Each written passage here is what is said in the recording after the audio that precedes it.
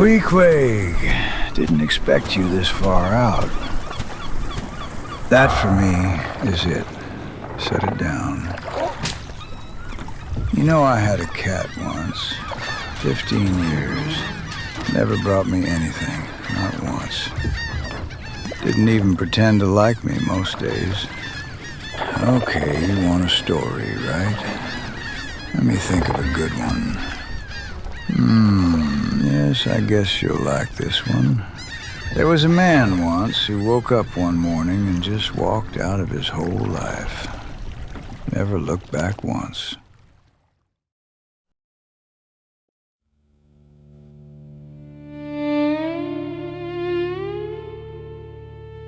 In 1915, a teenage boy named Ches McCartney ran away from Iowa to New York City. He fell in love with a 24-year-old Spanish knife thrower. They made an act of it. He'd stand against a tavern wall while she threw 25 sharpened knives at him. She left. He went back to Iowa and bought a farm. He went to work cutting timber one day. A tree fell across him. When they found him, they thought he was dead. They took him to the funeral home. He woke up on the embalming table. His left arm was mangled. He couldn't work, refused public assistance. I decided to do what I could, he wrote. And so my life with the goats began. He built 2 wagons, set off with over 30 goats pulling his caravan. He never shaved, never bathed. His smell arrived in town before he did. The goats don't care, he said, they trust me. That's more than I can say about people. He slept with them, reading Robinson Crusoe by kerosene light. Each goat had a name. He even kept a 3-legged goat in a special box. For decades, he traveled America's back roads across 49 states. Police suspected him of being a Nazi spy in the 1940s. After investigation, they decided his beard had something to do with professed religion. Vandals loved his goats. On a Christmas morning, he found old Billy, his oldest goat, wounded by a hunting arrow. The goat man wrote him a poem. The vandals were never found. 1 year later, passing through Chattanooga late one night, he was mugged. He woke in a hospital with 27 stitches. 8 goats were found dead. He quit. He moved into a shack one night. He forgot to extinguish his stove. The shack burned down. Neighbors bought him an old school bus. Domestic life bored him. He walked Highway 80, decorating himself with roadside trash. He disappeared. 3 months later, a doctor from Los Angeles called the goat man had been mugged. He traveled to Hollywood to romance actress Morgan Fairchild instead. Someone held him at gunpoint and stole his watch. Friends bought him a plane ticket home. He flew back to Georgia without his goats, without his wagon, without the road.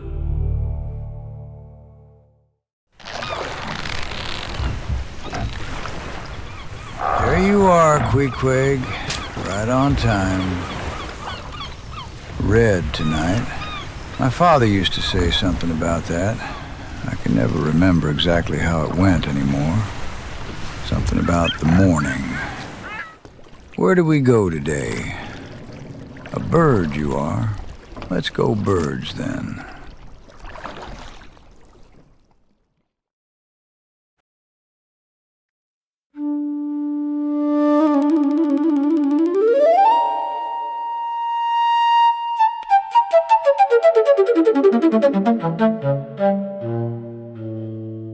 There was a boy named Edwin Wrist who could make a flute sing like an angel, a prodigy. But he had another obsession, Feather's Victorian fly tying. The art of making fishing lures from exotic bird plumage. By 15, he was a published master. Then he went to London.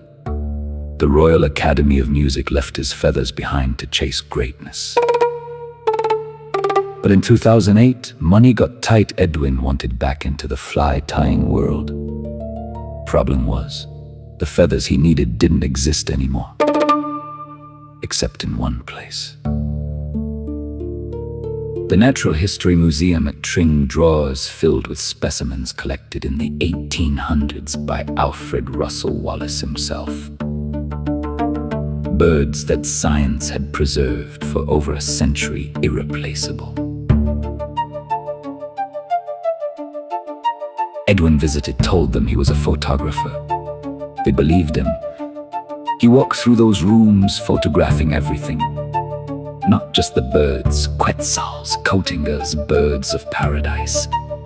He photographed the hallways, the locks, the security gaps. Went home, searched online, studied museum security, planned every detail.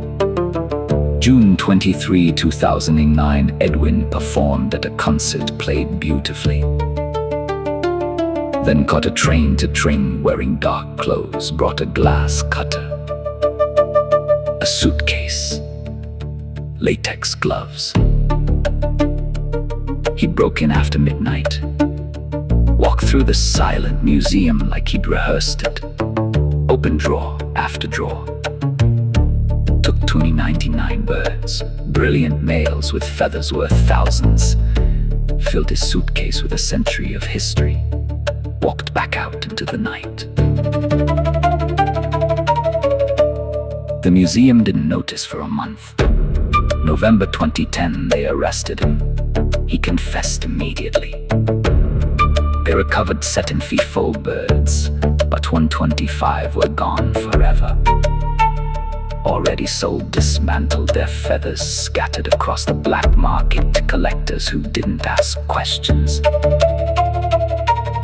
A flute prodigy who researched his heist online like a school project. Edwin Wrist could make a flute sing like an angel. But the birds he stole will never sing again.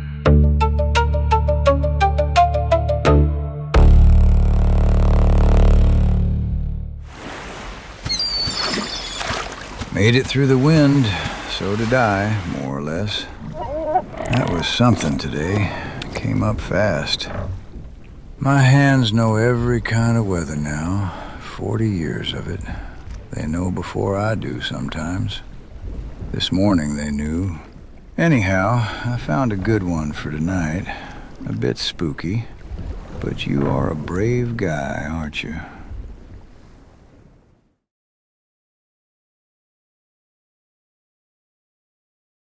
In a small registry office in Borgo Virgilio, a town 2 hours east of Milan, a clerk looked up from her desk and studied the woman standing before her.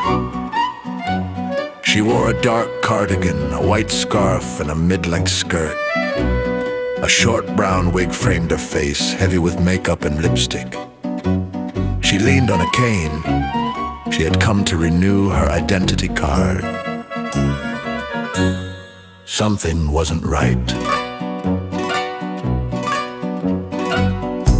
The photograph on the existing ID matched well enough, but there were details that didn't fit: hair on the neck, makeup applied too thickly as if covering something, and beneath the grease paint what looked like the shadow of beard stubble. The clerk contacted the mayor. He pulled the surveillance footage. On the screen, they watched the woman arrive at the office. She'd driven herself there. That raised another alarm. The woman on the ID had no driver's license. The clerk called the visitor back. This time, the mayor and police officers were waiting. The person in the wig was not an 85-year-old woman. It was her 56-year-old son, a former nurse now unemployed. And when confronted, he admitted everything. His mother had died in 2022. He never reported it. For 2 years, he had been collecting her survivor's pension and income from the family's real estate. He owed $53,000 in total to maintain the deception. He had dressed as her whenever necessary. After his confession, authorities searched his mother's home. In one of the rooms, they found her body, mummified, undisturbed, hidden for 2 years while her son walked through town in her clothes, carrying her cane, signing her name. The woman may have died of natural causes, the mayor told reporters, but the autopsy will determine that. In any case, they had no financial problems. It's a very sad story. That lost detail lingers. The family wasn't destitute. Whatever drove the son to apply makeup over his beard and walk into a government office pretending to be a woman who no longer existed. It wasn't necessity alone. The surveillance footage shows him approaching the registry office, moving slowly with the cane, the wig slightly askew. He looks almost convincing from a distance. Up close, the illusion falls apart. But for 2 years, at a distance, it had been enough.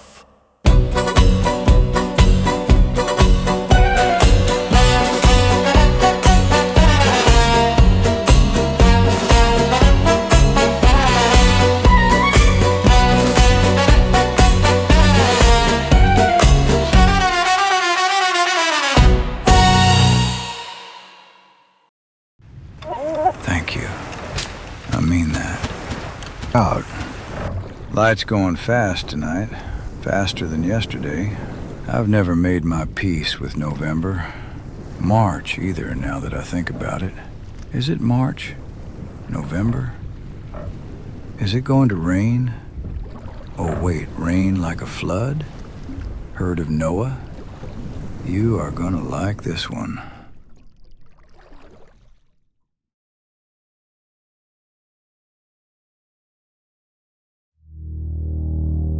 In the coastal town of Elmina in Ghana,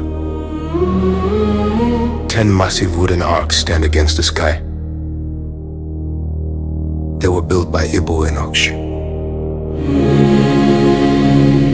a man who calls himself a prophet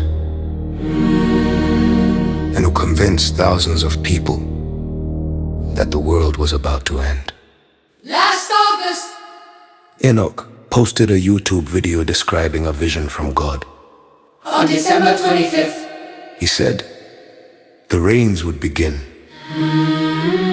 A 3-year deluge that would swallow every city and village only those aboard his ox would survive.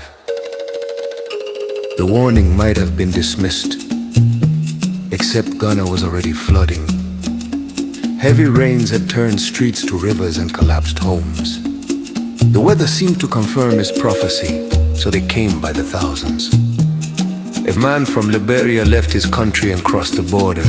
Families relocated closer to the site. These were people who restructured their lives around Enoch's warning. Christmas Day arriving. The sky remained clear. Nothing happened. Enoch had an answer ready. The disaster hadn't been cancelled, merely postponed. His prayers had moved God to grant more time. Please stay home, enjoy yourself, have fun, he told his followers. The man from Liberia didn't go home. He remained stranded in Elmina, his life suspended between prophecy and reality. Another man, enraged that his family had been uprooted for nothing, set fire to an ark, only to discover he'd burned the wrong one entirely. Then photographs appeared online. A luxury Mercedes-Benz valued at $89,000, allegedly purchased with donations meant for the Ark project. The prophet who preached sacrifice was driving German engineering through Ghana's streets. What remains are the arks themselves, Empty. waiting for floods that may never come. And Enoch continues posting videos insisting the disaster is still coming, just not yet. The rains have stopped. But the belief or song continue. Because once you've traveled across borders, once you've moved your family, admitting you were wrong becomes its own kind of flood. The arks stand in Elmina 10 wooden monuments to faith, fear, and the space between prophecy and proof.